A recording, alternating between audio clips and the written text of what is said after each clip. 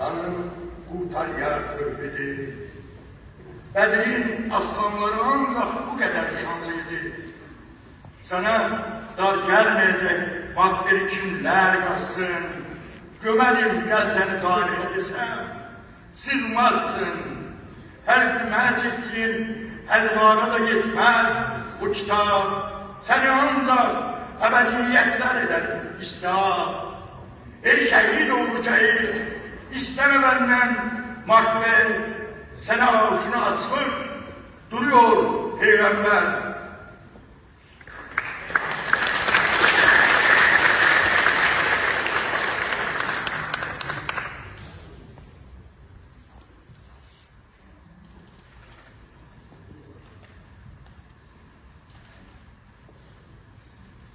Dalgalan, sen de şebekler gibi ey şanlıyla, olsun artık dökülen kanlarımın hepsi helal.